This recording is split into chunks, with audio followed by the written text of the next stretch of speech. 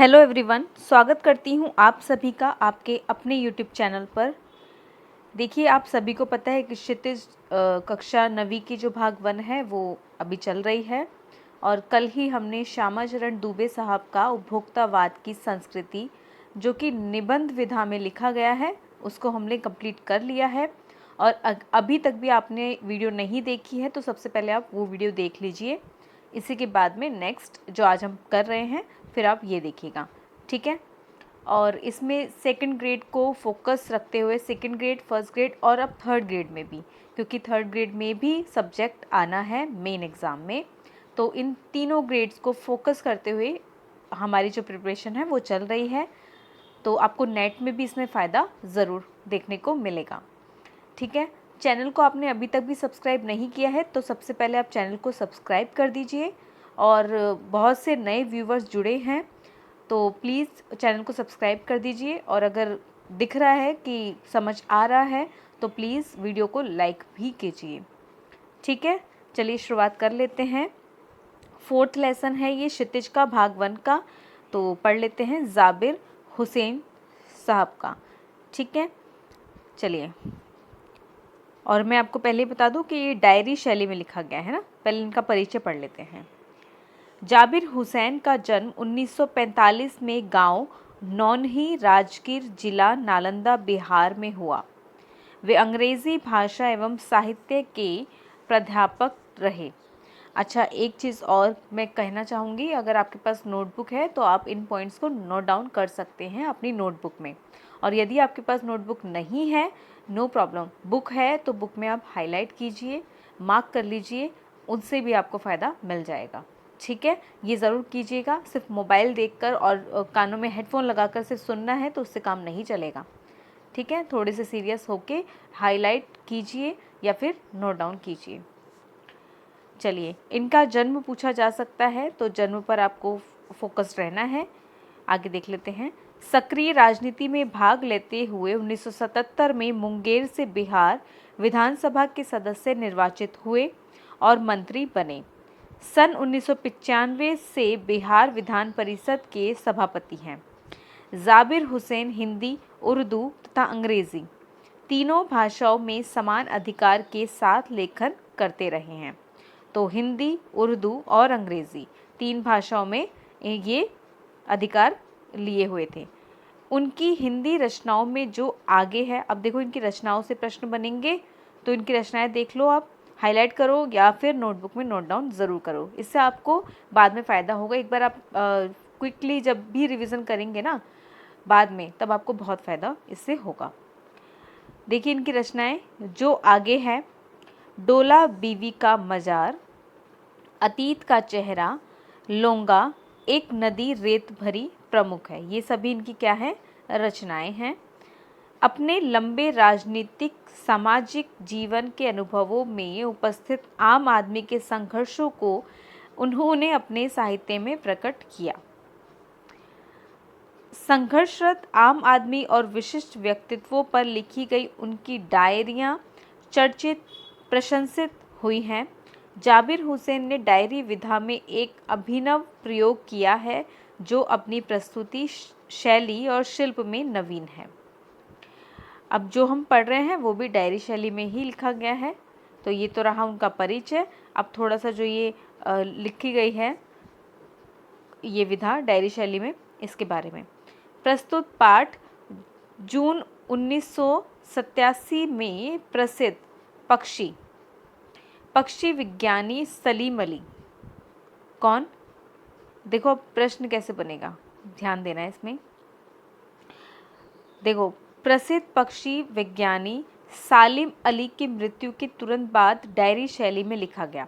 ऐसा पूछा जाएगा कि किस शैली में लिखा गया। सबसे पहली बात तो डायरी शैली में किसकी याद में है, किसके लिए? तो सालिम अली। सालिम अली कौन थे? प्रसिद्ध पक्षी विज्ञानी थे, ठीक है।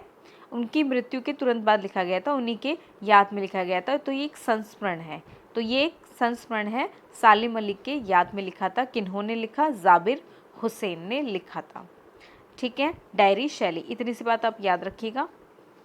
सालिम अली की मृत्यु से उत्पन्न दुख और अवसाद को लेखक अपने सांवले लेखक ने सांवले सपनों की याद, पाठ का जो नाम है ना वो ये है, सांवले सपनों की याद के रूप में व्यक्त किया है।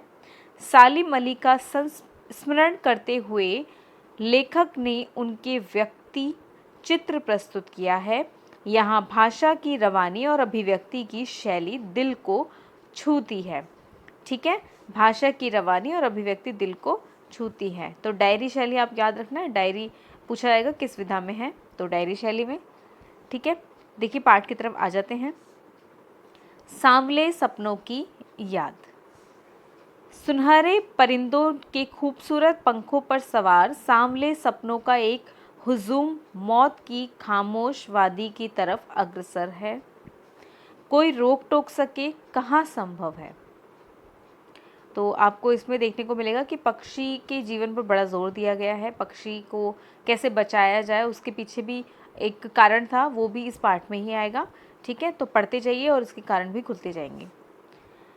इस हुजूम में आगे आगे चल रहे सालिम अली। सालिम अली की जो मृत्यु हो चुकी है वो जाबिर हुसैन लिख रहे हैं। डायरी एक संस्मरण है ये। ठीक है, अपने कंधों पर सैलानियों की तरह अपने अंतहीन सफ़र का बोझ उठाए, लेकिन यह सफ़र पिछले तमाम सफ़रों से भिन्न है। भीड़ भाड़ की ज़िंदगी और तनाव के माहौल से सालिम अली का यह आखिरी पलायन है। अब तो वो उस वन पक्षी की तरह प्रकृति में विलीन हो रहे हैं, यानी कि उनके जो अंतिम दिन है वो उसके बारे में बताया गया है। ठीक है, जो ज़िंदगी का आखिरी गीत गाने के बाद मौत की गोद में जा बसा हो।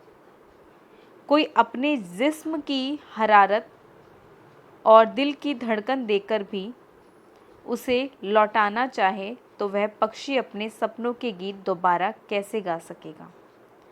समझ रहे हो, मतलब कैसे भी अब मुमकिन नहीं है उनका वापस लौट आना, क्योंकि उनके अंतिम दिन है। ठीक है, मुझे नहीं लगता कोई इस सोए हुए पक्षी को जगाना चाहेगा। अब वो गहरी नींद में सो चुके हैं और अब वो जाग भी नहीं सकते। ठीक है, वर्षों पूर्व खुद सालिम अली ने कहा था कि लोग पक्षियों को आदमी की नज़र से देखना चाहते हैं। क्या कहा था? अब देखो इनका कथन क्या है। अब ये पूछे कैसे जाएंगे क्वेश्चन कि किन्होंने कहा था कि लोग पक्षियों को आदमी की नज़र से देखना चाहते हैं। तो ये कहा था सालिम अली ने। इस तरह के प्रश्न बनेंगे। ठीक है, इस तरह के प्रश्न बनेंगे तो हाईलाइट ज़रूर कर लेना। यह उनकी भूल है, ठीक उसी तरह जैसे जंगलों और पहाड़ों, झरनों और आबशारों को वो प्रकृति की नज़र से नहीं आदमी की नज़र से देखने को उत्सुक रहते हैं। भला कोई आदमी अपने कानों से पक्षियों की आवाज़ का मधुर संगीत सुनकर अपने भीतर रोमांच का सोता फूटकर महसूस कर सकता है? सालिम अली के लिए है। एहसास की ऐसी ही एक ऊबड़ खाबड़ ज़मीन पर जन्मे मिथक का नाम है। मिथक, मिथ आप समझते ही हैं, मिथक। ठीक है, कई बार हम कहते हैं ये तो मिथ है ना, हमें समझ में जब नहीं आता तो हम कहते हैं ये तो मिथ है। तो मिथ या मिथक का अर्थ सिर्फ इतना ही है जो मतलब जिसमें सच्चाई भी नहीं है और हम उसे झुठला भी नहीं सकते हैं, है ना, पूरी तरह हम उसे मान भी नहीं रहे हैं और साइंटिफिकली या फिर कैसे वो प्रूव्ड भी नहीं है, तो वो होता है मिथ या मिथक। एहसास की ऐसी ही ऊबड़ खाबड़ ज़मीन पर जन्मे मिथक का नाम है सालिम अली। अब पूछा जा सकता है ये किसने कहा, तो ये जाबिर हुसैन जो लेखक हैं वो कह रहे हैं। पता नहीं इतिहास में कब कृष्ण ने वृंदावन में रासलीला रची थी और शोक गोपियों को अपनी शरारतों का निशाना बनाया था। कब माखन भरे भांडे फोड़े थे, भांडे यानी बर्तन या घड़ा, दूध छाली से अपने मुंह भरे थे। कब वाटिका में छोटे छोटे किंतु घने पेड़ों की छान में विश्राम किया था, यानी कि आराम किया था।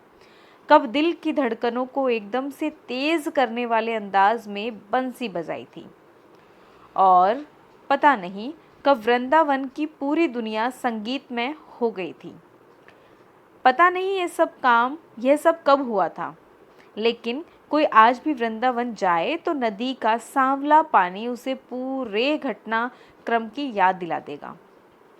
हर सुबह सूरज निकलने से पहले जब पतली गलियों से उत्साह भरी भीड़ नदी की ओर बढ़ती है तो लगता है जैसे भीड़ को चीरकर अचानक कोई सामने आएगा और बंसी की आवाज़ पर सब किसी के कदम थम जाएंगे।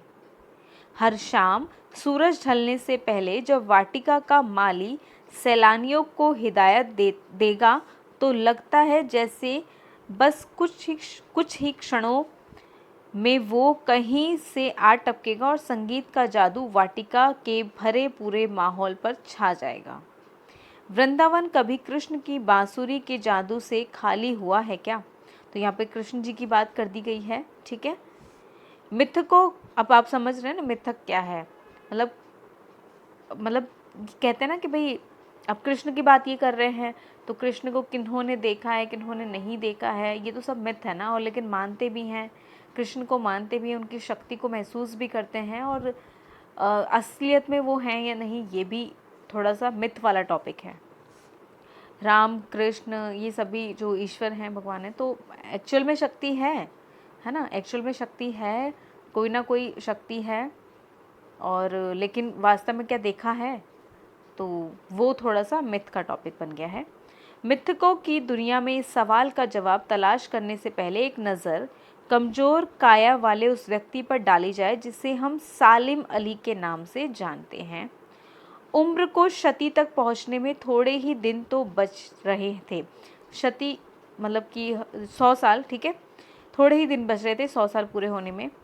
संभव है लंबी यात्राओं की थकान ने उनके शरीर को कमज़ोर कर दिया हो। जैसे जैसे उम्र बढ़ती है शरीर कैसा हो जाता है, कमज़ोर, और कैंसर जैसी जानलेवा बीमारी उनकी मौत का कारण बनी हो, लेकिन अंतिम समय तक मौत उनकी आँखों से वह रोशनी छीनने में सफल नहीं हुई जो पक्षियों की तलाश और उनकी हिफाजत के प्रति समर्पित थी। देखो वो अंतिम चरण में है अपने जीवन के, मगर फिर भी उनकी आंखों की जो चमक है, जो रोशनी है, वो सिर्फ पक्षियों को तलाशती थी कि कहीं कोई पक्षियों को दिक्कत तो नहीं है, उनकी हिफाजत करनी है। ठीक है, सालिम अली की बात हो रही है। ये सालिम अली जो थे पक्षियों के प्रति ज़्यादा सेंसिटिव थे, ठीक है, ज़्यादा संवेदनशील थे। सालिम अली की आंखों पर चढ़ी दूरबीन उनकी मौत के बाद ही तो उतरी थी। मतलब वो अंतिम समय भी, बिल्कुल जो एंड मोमेंट था उनका, बिल्कुल अंतिम समय था, उस समय तक भी वो पक्षियों के लिए कुछ करना चाहते थे, पक्षियों के लिए हर एक चीज़ को बहुत ज़्यादा सोचते थे। ठीक है, दूरबीन से वो देखते थे तो वो दूरबीन उसी समय उतरी थी। कहने का मतलब है कि अंतिम समय भी उनको यही लग रहा था कि कोई पक्षी किसी पीड़ा में तो नहीं है। उन जैसा बर्ड वॉचर शायद ही कोई हुआ हो। अब प्रश्न बनेगा ये बर्ड वॉचर कौन है? तो बर्ड वॉचर इस कहानी कथा में, इस पार्ट में किसे कहा गया है? तो कहा गया है सालिम अली को। लेकिन एकांत क्षणों में सालिम अली बिना दूरबीन भी देखे गए हैं। दूर क्षितिज तक फैले जमीन और झुके हुए आसमान को छूने वाली उनकी नज़रों में कुछ कुछ वैसा ही जादू था जो प्रकृति को अपने घेरे में बांध लेता था। क्षितिज आप समझते ही हैं, और क्षितिज हम पढ़ भी रहे हैं, जहाँ पर सूरज जैसे आसमान और धरती है ना मिलती हो, आसमान और धरती मिलती हो, ऐसा दृश्य जो होता है ना वो क्षितिज कहलाता है। ये दूर का दृश्य होता है। सालिम अली उन लोगों में थे जो प्रकृति के प्रभाव में आने की बजाय प्रकृति को अपने प्रभाव में लाने के कायल होते थे। बहुत सुंदर, देखो ये प्रकृति के प्रभाव में खुद नहीं आते थे, है ना, बल्कि प्रकृति को अपने प्रभाव में ले आते थे। कितना मतलब इनका चमत्कारी जो व्यक्तित्व होगा कि प्रकृति के अनुरूप नहीं बदल रहे हैं, मतलब प्रकृति को अपने प्रभाव में लेकर आ रहे हैं। उनके लिए प्रकृति में एक तरफ एक हंसती खेलती रहस्य भरी दुनिया पसरी थी। यह दुनिया उन्होंने बड़ी मेहनत से अपने लिए गढ़ी थी। इसे गढ़ने में उनकी जीवन साथी तहमीना ने काफ़ी मदद की। अब क्या पूछा जाएगा? जो सालिम अली की जीवन साथी है वो कौन है? तहमीना। तहमीना है, ठीक है, ये वाला शब्द भी आप याद रखेंगे, ये वाला नाम, कि तहमीना कौन थी? तहमीना थी सालिम अली की जीवन साथी पत्नी। तहमीना स्कूल के दिनों में उनकी सहपाठी रही, यानी कि वो उनकी क्लासमेट रही हैं। अपने लंबे रोमांचकारी जीवन में ढेर सारे अनुभवों के मालिक सालिम अली एक दिन केरल के साइलेंट वैली को रेगिस्तान हवा के झोंकों से बचाने का अनुरोध लेकर चौधरी चरण सिंह से मिलने पहुँचे। देखो किससे मिलने पहुँचे थे वो, तो वो चौधरी चरण सिंह से। किस तरह का अनुरोध कर रहे थे वो, तो वो कर रहे थे केरल की जो साइलेंट वैली को रेगिस्तान हवा के झोंकों से बचाने के लिए अनुरोध वो करते थे। यानी प्रकृति को लेकर वो ज़्यादा संवेदनशील थे, प्रकृति को लेकर वो ज़्यादा अटेंटिव थे। चौधरी चरण सिंह तब प्रधानमंत्री थे। चौधरी साहब गांव की मिट्टी पर पड़ने वाली पानी की पहली बूंद का असर जानने वाले नेता थे। तो कौन थे पहली जो मिट्टी पर पड़ने वाली पहली बूंद का असर जानने वाले नेता, तो चौधरी चरण सिंह। पर्यावरण के संभावित खतरों का जो चित्र सालिम अली ने उनके सामने रखा, उसने उनकी आंखें नम कर दी। किसने किनकी आंखें नम कर दी, तो सालिम अली ने जो पर्यावरण के संभावित खतरों का चित्र जो प्रस्तुत किया था सालिम अली ने चौधरी चरण सिंह के सामने, उससे चौधरी चरण सिंह की आंखें नम हो गई थी। कोई इतना गहरा कैसे सोच सकता है, ठीक है। लोगों को आपस में फुर्सत नहीं है, यहाँ पर प्रकृति के बारे में इतना गहरी चीज़ें सोची जा रही हैं। आज सालिम अली नहीं है, चौधरी साहब भी नहीं है। कौन बचा है जो अब सौंधी माटी पर उगी फसलों के बीच एक नए भारत की नींव रखने का संकल्प लेगा? कौन बचा है जो अब हिमालय और लद्दाख की बर्फीली ज़मीनों पर जीने वाले पक्षियों की वकालत करेगा? सालिम अली ने अपनी आत्मकथा का नाम रखा था फॉल ऑफ अ स्पैरो। याद रखना, सालिम अली ने अपनी आत्मकथा का नाम क्या रखा था?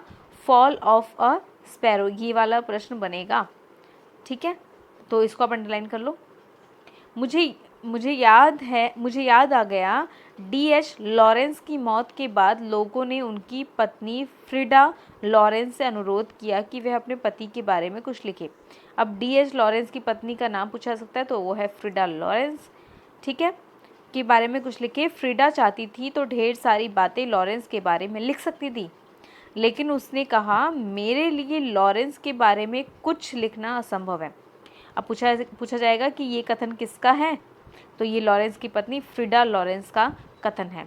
मेरे लिए लॉरेंस के बारे में कुछ भी लिखना असंभव सा है।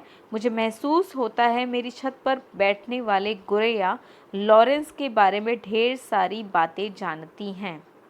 देखो सालिम अली का ये चित्र है, ये वाला, ठीक है। मुझसे भी ज़्यादा जानती है, वो सचमुच इतना खुला और सादा दिल आदमी था। मुमकिन है लॉरेंस मेरी रगों में, मेरी हड्डियों में समाया हो, लेकिन मेरे लिए कितना कठिन है उसके बारे में अपने अनुभवों को शब्दों का जामा पहनाना, शब्दों में उनको व्यक्त करना, शब्दों में पिरोना कितना मुश्किल है, ठीक है। उनकी पत्नी फ्रीडा लॉरेंस कह रही हैं, मुझे यकीन है मेरी छत पर बैठी गोरैया उसके बारे में और हम दोनों के ही बारे में मुझसे ज़्यादा जानकारी रखती है। बहुत बढ़िया, ठीक है। जटिल प्राणियों के लिए सालिम अली हमेशा एक पहेली बने रहेंगे।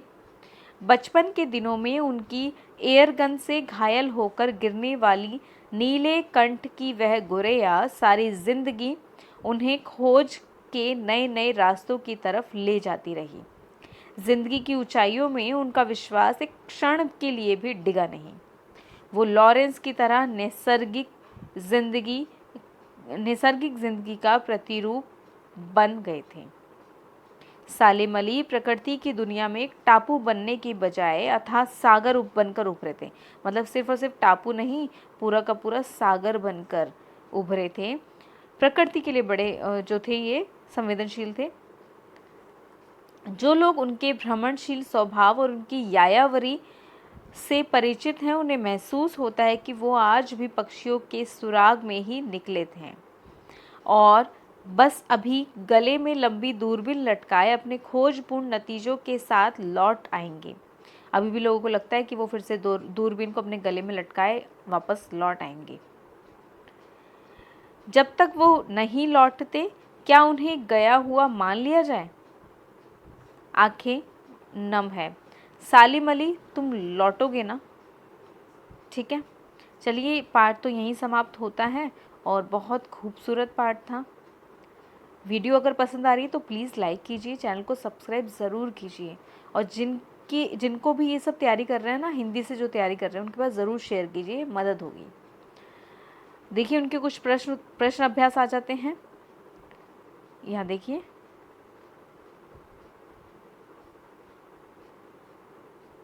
अब चल देते हैं इनकी शब्द अर्थ की तरफ। गढ़ना यानी बनाना, सभी जानते हैं। हुजूम यानी जन समूह, भीड़। वादी यानी घाटी। सौंधी, सुगंधित मिट्टी पर पानी पड़ने से उठने वाली गंध, है ना। मिट्टी पर अगर पानी पड़ता है तो वो जो सौंधी सौंधी खुशबू आती है। पलायन, दूसरी जगह चले जाना या भागना। नैसर्गिक, स्वाभाविक या सहज। हरारत, उष्णता या गर्मी। आबशार, निर्झर, झरना। मिथक, प्राचीन पुराकथाओं का तत्व जो नवीन स्थितियों में नए अर्थ को वहन करता है। शोक, चंचल। क्षति, 100 वर्ष का समय। यह भी जान लेते हैं। प्रश्न तो देखो बन जाते हैं। प्रसिद्ध पक्षी विज्ञानी सालेम अली का जन्म कब हुआ? तो जन्म हुआ है 12 नवंबर 1996 में हुआ, और मृत्यु हमने पढ़ा ही था, अभी पीछे भी पढ़ा है ना। मृत्यु हुई है 20 जून 1987।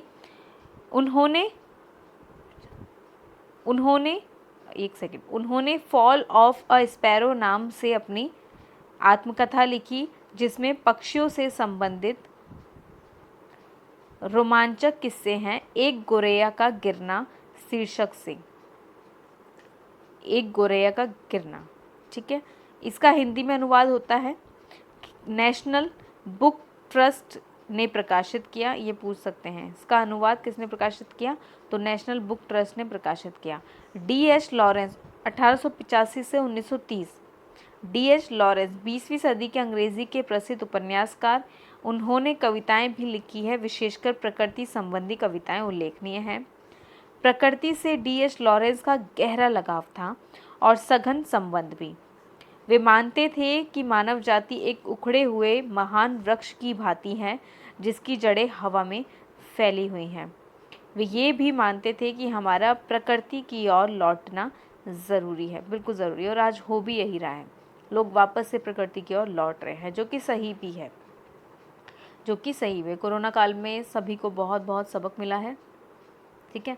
प्रकृति को नुकसान पहुंचाओगे तो वो कब तक सहन करेगी? कभी ना कभी तो वो पलटवार करते ही हैं, ठीक है। तो बहुत अच्छी थी ये जो पार्ट था, बहुत बढ़िया था। तो हमारा ये पार्ट यहीं पर समाप्त होता है। वीडियो अगर अच्छी लग रही है तो लाइक कीजिए।